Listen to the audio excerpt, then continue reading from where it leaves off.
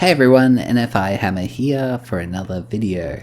In this video, myself as a beginner in the world of miniature painting will be painting a Necron Plasmancer. So for those following along in my journey, I had just started recently in the world of miniature painting, and I had spent many years considering joining the hobby, but I was really scared to do so. So I thought that I'll take the plunge and document my wins and fails so that other beginners who are considering joining the hobby will get started, hopefully. This Necron Plasmancer came in issue 50 of the Imperium magazine. I did a whole video about how this is an amazing way to save some money. You get 5 great models for an unbelievable price. So check out those other videos as well if you want to see how the other models got built. But for this video, we're just going to be focusing on the Plasmancer. So the Plasmancer is an interesting guy. He's like this old, decrepit old man who has some sort of psychic-ish abilities. Also, if you want to support the channel, please consider leaving a like or subscribe. It really helps me out.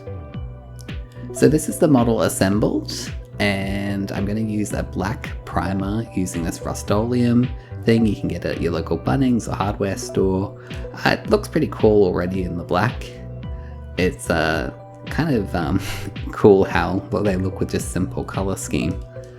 I've also got a airbrush, and I've done a whole video about whether or not airbrushes work for beginners, and I actually use this as my test model for spraying on a black primer base. So what I did is I've got Leadbelcher and Lahayim, can never pronounce it, medium, and I've mixed those two together to get it down to a skim milk water kind of consistency. And then I've used this concoction in the airbrush to prime the Plasmancer. And I think it actually came out pretty good. You can watch the video for more information about airbrushing if that's something you're interested in. So now that it's all airbrushed and ready to go, I'm using Retributor Armour to do the gold colour. So I use gold to signify like the nobility of the Necron race, so the more noble or more high ranking they are, the more gold I use. And since this guy has kind of nothing but this kind of drape cape thing, I thought to paint that gold. And I'm trying to kind of leave the crevices of the sigils black, or silver I guess, by just kind of painting over it. But I did mess up here at the end and got some paint in there, which was a little bit annoying. Then I'm doing Runelord Brass, which is the Necron bread and butter colour. But this model is quite unique in that it has actually very little amount of Runelord Brass. There's just his hands and his chest, and that is it. I did end up painting a little bit of the weapon as well, and a little bit on the back, just to try and add a bit of different colours and uniqueness in the model. But this was actually the easiest Necron I've painted. Next up, I'm using Martian Ironcrust for the base. So normally I don't do the basing until the very end, but this time I thought I should do it earlier so that it gives it more time to dry. And if I make any mistakes and get it where I shouldn't, I don't have to go back and paint over it later. I think in the future I'll probably try and do this more often. I've also using a little bit more than usual just to get the edges. For my third colour, I'm using Runefang Steel as a sort of silver substitute. I'm just using the shoulder blades here just to kind of break up the silver so that everything isn't Leadbelcher. Then I'm going to use Abaddon Black. So this is unusual for me because I usually have it black primed base, so I don't need to do this step.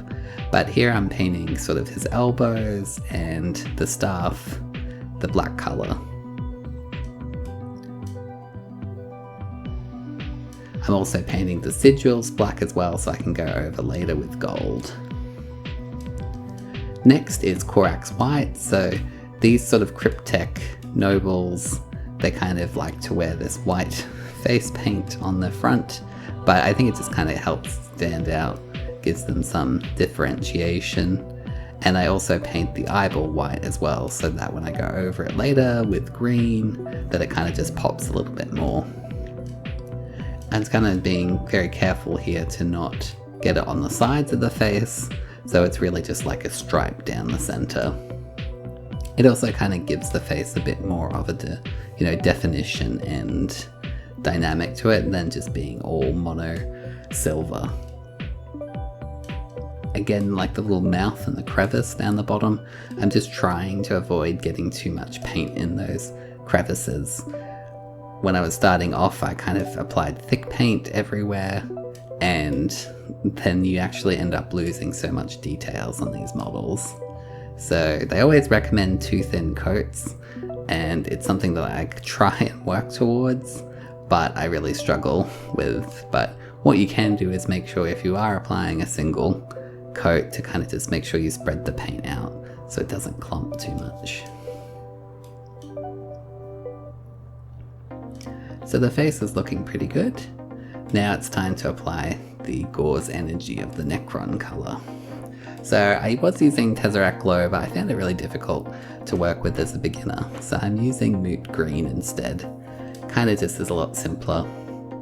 So I noticed I had a lot of paint on the brush, so I just thought I'd paint one of the bigger areas first, such as the blade, rather than trying to attempt to do the eye and get paint everywhere.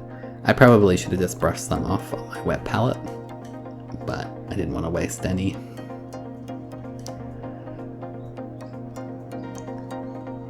I'm interested to see how this character will go on the tabletop. I've recently started playing Warhammer 10th edition with a friend. I've recorded some videos if you're interested to see how that panned out as a beginner to tabletop gaming as well. He has very mixed reviews, so I'm not quite sure how he will fare. I've also noticed there's a cord here in its belly, I guess, or its body. He's kind of just like a spinal cord and nothing else. So I'm trying to paint that green as well. But I'm trying not to get paint anywhere. And I've noticed my brush is very frayed at the end, so it's actually quite difficult to try and make sure it doesn't go anywhere that I'm not meaning to.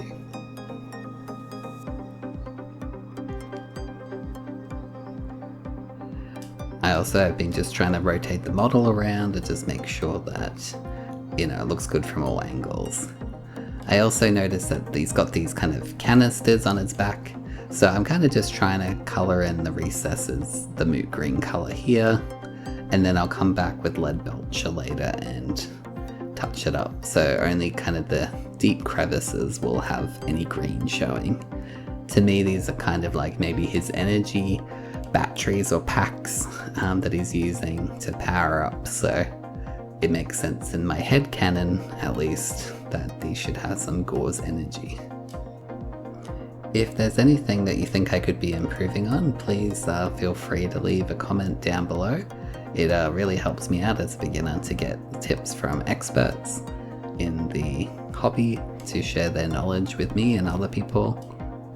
And if you're a beginner and there's anything that I rushed over or you want to know more, feel free to reach out. I respond to every comment. Next is Stormvermin Fur. So for the base, I am just kind of painting over the Martian Ironcrust with a layer of this paint to kind of give it a moon texture. In my brain, I'm kind of thinking like alien moon, like, but the big rocks and stuff, it looks too weird if it's all the same color. So I'm gonna try and make them look like a bit of a ruined imperial structure. So I'll paint it Rakarth Flesh as the undercoat, and that kind of differentiates it from sort of the moon dust. Then this is a Mr. Hobby blue, bright blue-green paint, I think it's called, and it is really cool. It's one of my favorite colored paints. It's got this metallic aqua color to it, and I first used it for painting a Jade Warrior, but now I kind of try and use it for Necrons when they've got some sort of, power that isn't gauze energy, maybe a bit of, time shifting or some other type of energy source. So I've put it on part of his staff, but I'm also making his jetpack little thingies at his back, just giving that a bit of a blue glow as well. Just think it kind of adds a bit more interest to it. And then I've noticed that he's kind of hovering on this red pipe. So in my terrain, I usually paint Mephiston Red for the Imperium metal that's really tough and strong. So I just thought I'd paint that. But however, you can see I'm using a giant brush here, which is much too big. So I'm kind of getting paint everywhere that I'm not wanting. And so I have to come back later and off camera and I fix up the gold. So yeah, definitely don't use a big brush like myself. So this is the gold to come and fix it back up. And I've also noticed there's some mistakes on some of these capes, as well as the sigils on his chest and the weapon. So I'm just trying to kind of pick up the beveled risen edges by holding my brush sideways.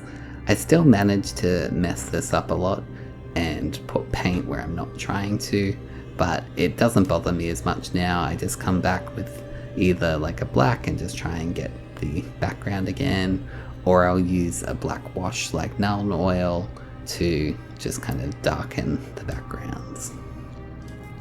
So I use Agrax Earthshade, which is a brown shade color, to darken the brass color, and I'm also putting it on the Rakarth Flesh rocks on the bottom, so it looks a little bit more dirty and worn. Then Nuln Oil, which is the black wash, I actually applied over the gold, which I hadn't done before, but I really wanted those sigils to kind of come through clear, and I'm really just kind of putting it over the rest of the model to help kind of darken a lot of it. The ground looked a bit boring, so I used a Phoencian Purple dry brush just to kind of make it look a little bit more alien. However, I have way too much on my brush, so I end up being more purple than grey. In hindsight, I probably should have taken some more off. Maybe tested it on my hand first, but I was getting a bit over eager at this point and kind of rushed it. So it's one of those things that it's probably better to go slow and rather than go fast, like that whole saying measure twice, cut once. Now once it's dried, I've got some PVA glue and some of my alien turquoise grass, and I'm just going to apply one little tuft of grass onto the base. This is actually quite a small base for a Necron, especially a Necron leader character, so it's not too much real estate here to worry about. It actually comes with a skull that I actually cut off because I thought I'd use it on another base that's bigger, but you know, obviously you can just paint it yourself if you want to keep it, but I thought free skull, why not? And you can also see I'd already started painting the rim black, but I had watered the paint down too much, so I managed to get that over my finger. So I'm just using a brush here just to kind of position the tuft of grass where I think it'll sit better. I want to fix up that rim around the base, so I've got Abaddon Black, but I'd watered the paint down too much because I was worried about doing a thick coat, and then that ended up causing two separate problems. One problem is that it kind of bleeded into the actual base itself, so I've now got some dark splotches. But the second issue is when it dried, it kind of dried all gloopy, which is not what I wanted. I noticed that the staff was a bit boring, so I've got Warpstone Glow here and I'm painting the back edge with this darker green color. I thought I'd try and do a bit of a blend or feathering or glazing. There's so many different names, I'm not quite sure which one it was. But it just kind of transitions from dark green to light green. And then I thought I'd do an edge highlighting of yellow, Averland Sunset. On this side of the weapon it looks pretty good, but when I flipped it over, my brush angle was completely wrong and I kind of ended up just putting yellow all over the green area, so I had to kind of reset it, but I never got it looking as good. But here's the finished product, so I'm really happy with how it turned out. It's not my favorite model. I think it's a little bit sparse, I guess is the right word. It's not a lot going on, but what is going on is kind of fun and different. I do like how Games Workshop has put a little scarab on the rocks down below. I like how it is kind of different from the other ones. It's just not really one of my favorites. But overall, yeah, it was really fun to put together and paint. And as I said at the beginning, it was only $4 for this model, so it's an absolute bargain. I'm happy with the weapon turned out, but I think the paint was a little bit too thick, so it looks a little bit too blotchy in my opinion. Anyway, if you've made it this far, consider leaving a like or subscribe. It really helps the channel out, and it really means the world to me. Anyway, until next time, see you later.